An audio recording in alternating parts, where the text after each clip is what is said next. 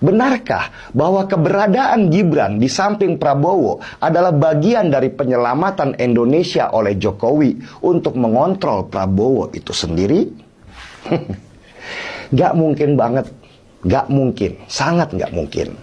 Sini, saya kasih teori yang lebih masuk akal dan mungkin dia akan ngeri mendengarnya. Pertama nih ya, kalau Prabowo jadi presiden nanti, ini misalnya ya, yang pertama kali dia akan kuasai pasti pertahanan dan keamanan. Dan itu berarti TNI dan Polri. Orang-orang Jokowi di TNI dan Polri sekarang sudah pastilah akan diganti dengan orang-orangnya Prabowo. Ya jelaslah, Prabowo mana mau dia berkuasa nanti, tetapi di sekelilingnya itu ada orang-orangnya Jokowi.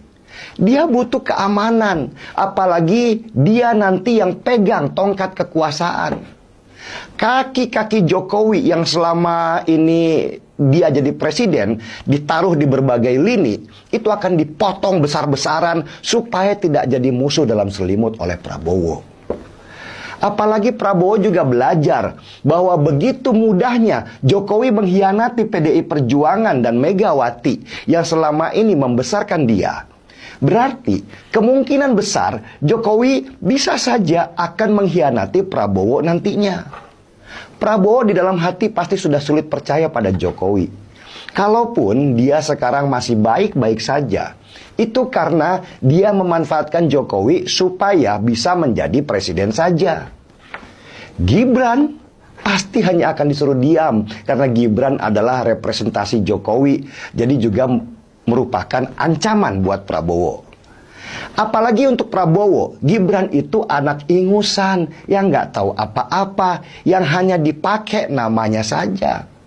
Kalau Gibran sampai sekarang masih terlihat percaya diri, itu karena bapaknya masih presiden aja. Coba kalau nanti enggak, pasti loyo juga. Dan orang-orang Jokowi yang sering ngomong tegak lurus Jokowi, tegak lurus Jokowi, itu hanya punya dua pilihan nantinya. Ikut Prabowo atau disingkirkan. Dan orang-orang tegak lurus itu sudah pasti sebagian besar nantinya akan mengkhianati Jokowi dan merapat ke Prabowo karena sifat dasarnya mereka memang oportunis, bukan idealis. Mereka hanya mencari selamat untuk dirinya sendiri saja. Toh nanti juga dapat kursi komisaris, mau kursi menteri di zaman Prabowo jadi presiden. Mimpi. Di belakang Prabowo itu ada ribuan orang dari partai-partai dan orang lama yang sudah antri sejak lama. Komisaris juga nantinya bukan di perusahaan utama, tapi di cucu perusahaan yang sudah pasti gajinya nggak cukup biayain satu proposal. Jadi kalau Prabowo misalnya nih ya, misalnya nanti jadi presiden, jangan mimpilah bahwa Jokowi akan sekuat sekarang ketika dia masih jadi presiden. Jokowi sudah pasti dilemahkan dan disingkirkan karena Prabowo nggak mau ada ancaman. Ini teori yang sederhana sebenarnya, yang seharusnya juga seorang Jokowi tahu itu. Selama ini Jokowi dikelilingi oleh orang-orang idealis yang mengawal dirinya. Seperti Adian Napitupulu yang nggak pernah minta apa-apa tuh dari Jokowi. Tapi Jokowi ternyata sekarang merasa lebih baik berteman dengan orang-orang yang sering memuji dirinya, menjilat dirinya, dan meninggalkan orang-orang idealis yang selama ini bersama dengannya.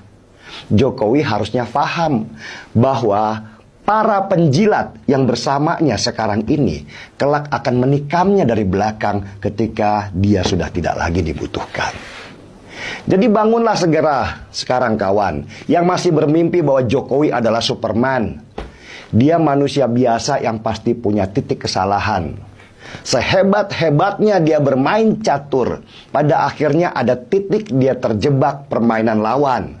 Bukan karena dia tidak pintar, tetapi karena dia terlalu percaya diri bahwa dia akan menang, sehingga tidak waspada terhadap jebakan maut di depan yang menantinya.